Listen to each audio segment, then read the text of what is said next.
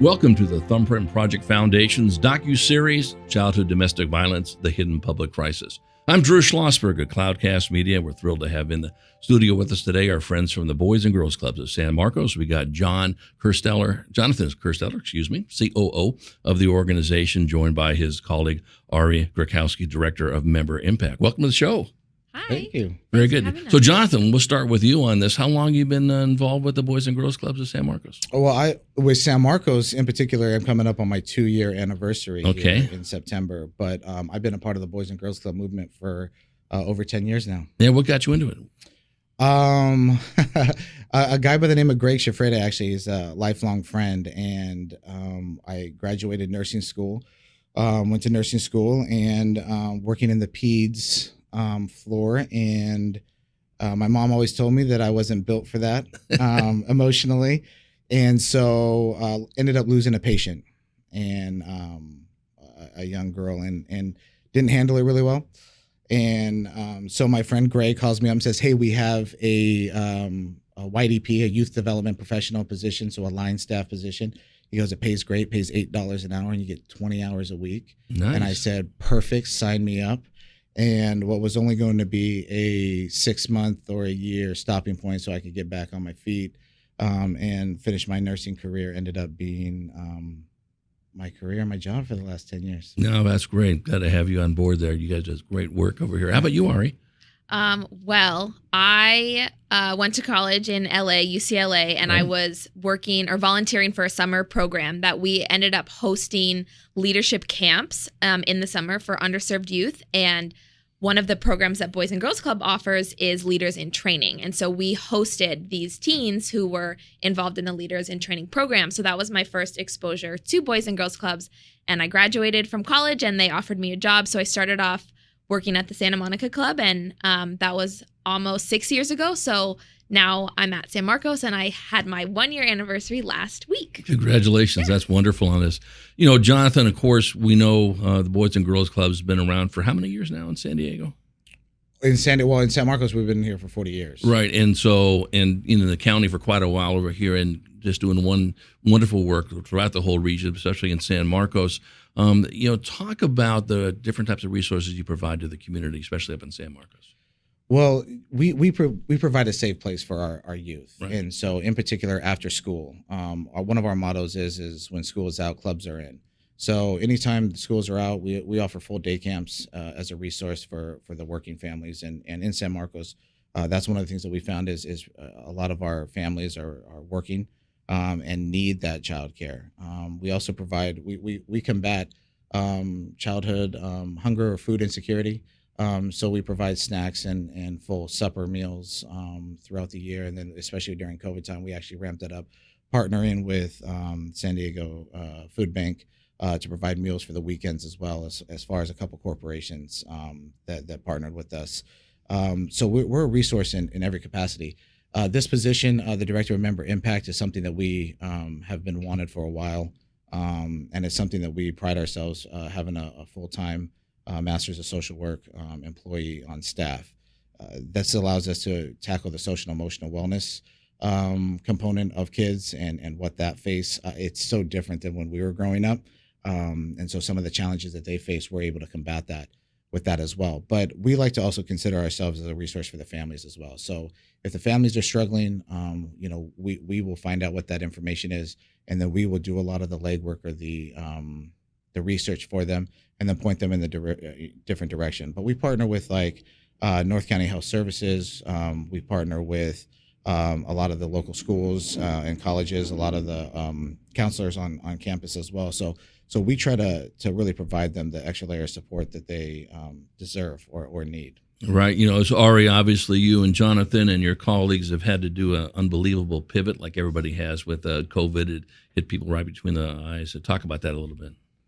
Well, we have definitely adjusted our program model given, the shutdown initially when our doors closed to kids. Right. Like John mentioned, we did provide meal service full days throughout the week, but our model shifted a lot towards virtual programming. So we had to develop our, YouTube page filled with daily activities. So we had Wellness Wednesdays that really supported social and emotional growth.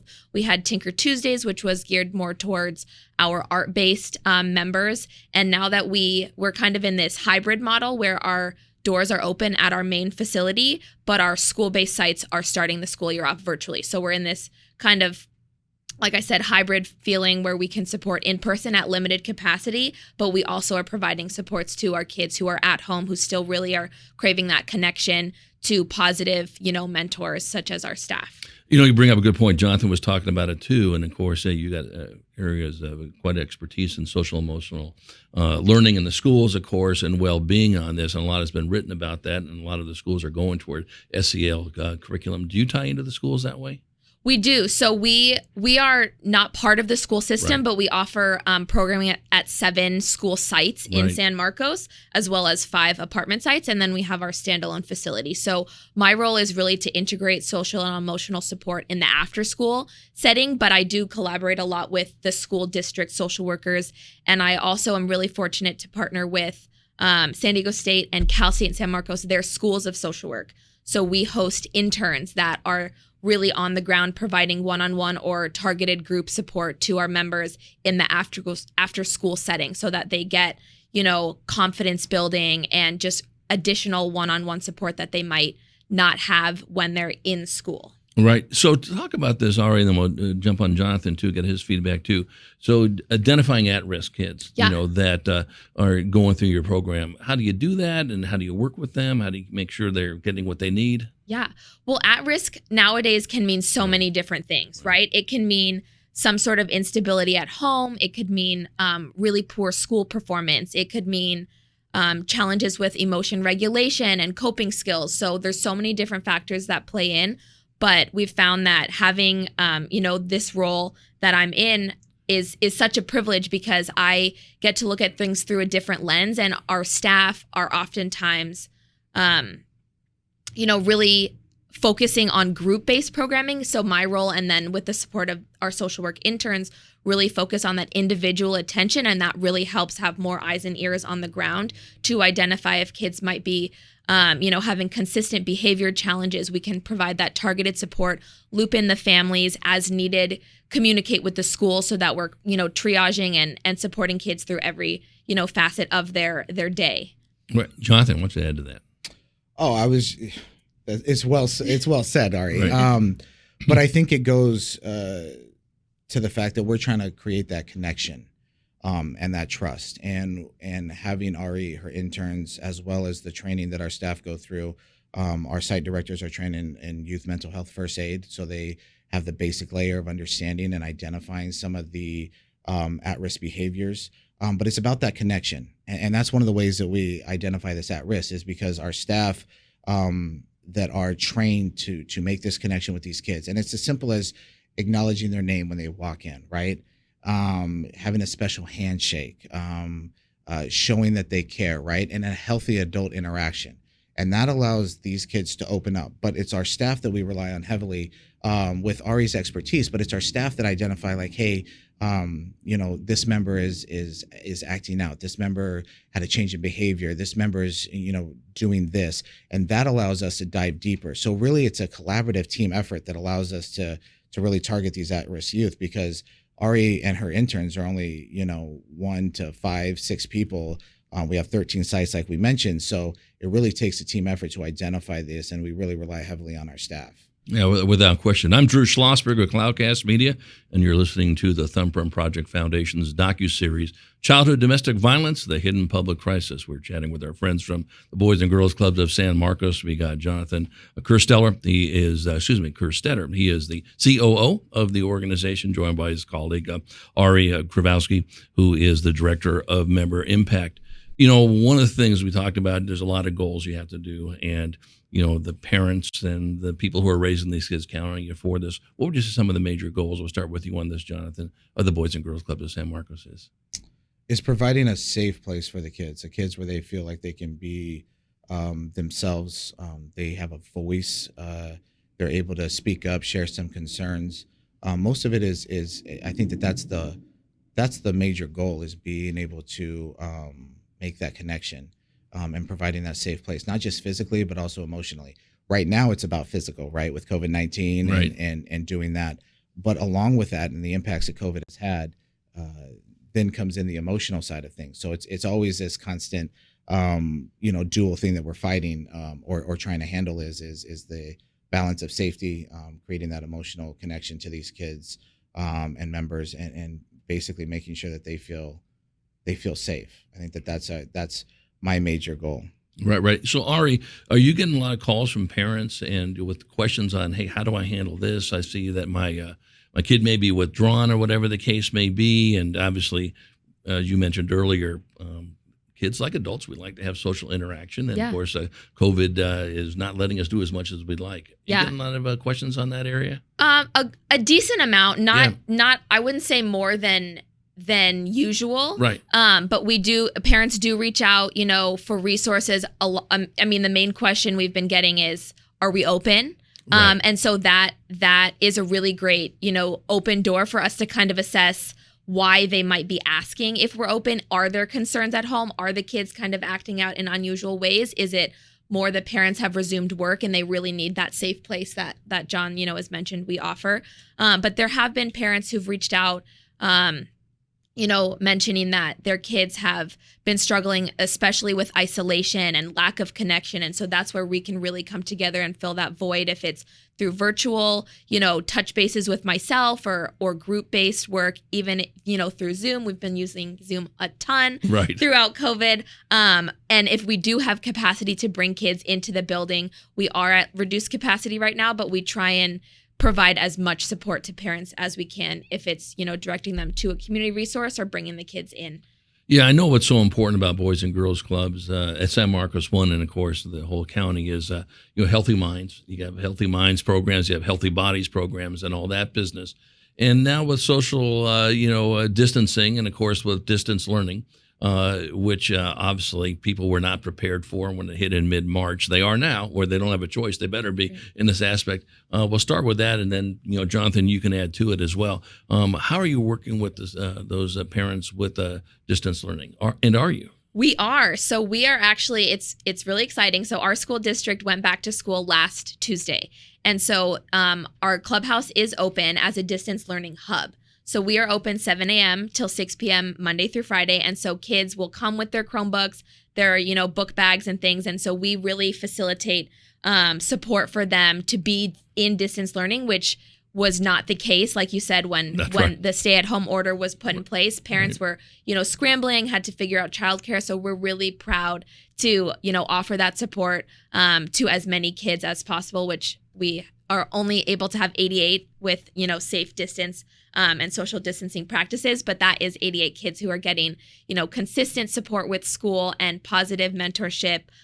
So that's kind of been what we're offering in terms of support with school. No, that's terrific. And Jonathan, with those 88 kids, do they rotate? Is it 88 on Monday and a different 88 on a Tuesday, or how does that work? That's a great question. No, it's the same 88. Okay. And so we have little cohorts that stay together. So part of our extensive COVID reopening plan that went through many eyes and many approval processes. Sure. That's one of the things to limit the exposure, not only to our staff, but to all the other kids. So we have 88. They stay within their age group. If we do have siblings, we try to put them in the age group if it makes sense, right? Because sometimes it's not always feasible, but they'll stay together. They rotate together, and they only interact with each other. Versus it looks very different than the traditional Boys and Girls Club day. Sure does. But that's the most effective. I don't know if there's wood around here, but we were lucky during the summer program to go through 11 weeks without one positive case. No, that's well. Obviously, a lot of it has to do with you folks. So, congratulations to you and the leadership and all. You take it seriously, and the parents didn't too. And unfortunately, we're seeing cases where people don't take it seriously, and then the people who will suffer on this will be the kids, because then you got to shut down more and so forth. Is there anything out there saying that this is going to be eased up a little bit in the future? Are you hearing things from the state at all? We have heard that our governor Yeah. Newsom has Yeah. has kind of made it up to the school district and the counties Right. that they can open up. As far as our particular school district, there isn't any signs of opening up in the immediate future. Right. Right. But we are still working with them Yeah. very closely. We have an ACES grant that provides us funding, so we're utilizing that and doing virtual programming for them. So we're still very much staying connected to our members and to the school district. And if they're willing and if we're able to get on campus, we can provide that same type of care on the school campus, that 7 to 6 o'clock in the evening, Sure. just to provide that assistance for distant learning. We've been talking to the teachers, and we've been talking to the administration at the school district, and some of the challenges are, I mean, some of the stories are hard to hear, that these kids get scared and they close the computer, and the teacher has no no way to checking on them. And so by us being able to be on campus, hopefully, or by what we're doing with the 88 kids at our building, it allows us to provide that extra level of care. Well, and Ari, I know you probably have some stories on this, and we'll ask Jonathan too, that probably can talk about this for 4 hours, about some of the great success stories you have. Are there any that come to the top of mind that you're so proud of? Because we met with this person and this is what happened. Yeah, so there's a young boy who is one of, I think, the stories that we both really resonates with us. There's a young boy, he's a middle child, so older brother, younger brother. Just a lot of challenges with behavior, anger especially. He hasn't had an easy life. A lot of cards, were not dealt his way. And so actually pre-COVID, his behaviors were really amping up. And so we were kind of at that teetering point of like, he's not being successful at our main site. Maybe a smaller school might be better. And now that, in the midst of all that, the shutdown did happen. And now, through conversations with, his grandma and our team, he's in the building, him and his two brothers. And it's, we have smaller class sizes, and he's thriving. He's doing so well. I continue to work with him, one-on-one. Sports is a big part of our work, and he's just doing such a great job. And, really just implementing positive coping skills and showing him that, there are always second, third, fourth chances, and just really figuring out how can we embrace this kid and support him in his growth without, closing that door entirely, because it is tough to have kids who struggle behaviorally. And I know a lot of our staff will go to John and be like, hey, I'm struggling with these behaviors. And I think between myself and John, we're always like, well, what more can we do? Right. And so that's a story that comes to mind. Well, it's a great story because, and you folks, again, this is in your DNA, probably your DNA individually, and of course the Boys and Girls Clubs of San Marcos in general, and that is those experiences. And, that kid is going to remember that experience. That kid is going to remember that experience in 5 years, 10 years, and remember what you did in that area, and hopefully take that as a great learning experience. Jonathan, you have some good stories. One of them actually involves Ari. So one of our site directors actually got reached out to through an email and actually expressed concern about a friend, actually. And through that, they were able to set up a Zoom meeting to try to reconnect this individual, right, without going into too much detail. So really struggling with the social distancing, feeling alone, and through conversations of friends looking out for them, being able to connect a group of people and making it so non-threatening or evasive, where they were able to make this more of a conversation, right? Building that connection again, getting in touch with site directors, with Ari to facilitate this family feel, right? Or this safe place, without even having to, make it feel like it's targeted towards that one individual. And I think that was a huge thing for me, because it saves, the child's, pride and it respects them as a person, right? Because that's what we want to do with our young people. And so that's something I was really proud to see is the way that we were able to handle that without even bringing up that this individual was struggling. We were able to put a team around them of friends, and then also our staff, and really help that person through this difficult time, because this is extremely challenging for our young people. Well, young people, and of course, they see it in their parents' faces or in their guardians' face as well, because they're having challenges as well, whether they've been, furloughed or laid off at work, Right. or now they became a calculus teacher overnight because they're got to help in that aspect of, and we all know that. Question for you. You mentioned this earlier, Jonathan, that you work with groups like the San Diego Food Bank, and I'd be remiss if I didn't give a shout out to our good friend Jim Flores in this aspect. And he works Absolutely. very, very closely with folks, of course, in your world and stuff. But what other partnerships do you have? Off the top of my head, there's Turner Construction, Prover Construction. They partnered with us with food, and Turner actually created a wall, right, and explaining to them. For them, it's a simple construction piece. It's a wall. It has support beams and sheetrock and paint. But for us, it created this incredible space that Ari has to provide this extra level of care for our kids that goes above and beyond what we've done in the past. And so that's another partnership. I'm getting put on the spot. Oh, Hope Through Housing. Yeah, right. That's one of our, they have 4 of our apartment sites, Bridge Housing.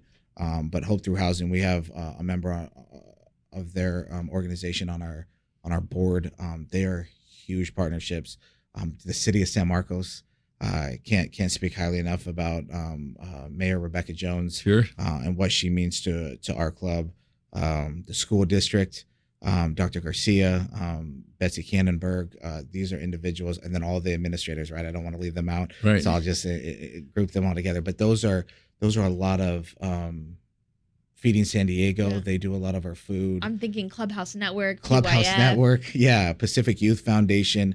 They provide funding for our leaders in training program Right. that really targets our teens because we don't charge for our teens to be there. Right. Because Yeah, and I think what's important about this, and you can see the enthusiasm in your faces with the partners, and it literally it fits what the Thumbprint Project Foundation is. It's all about you got to partner. You can't do this alone. You can't do it in a silo. You got to do it with everybody.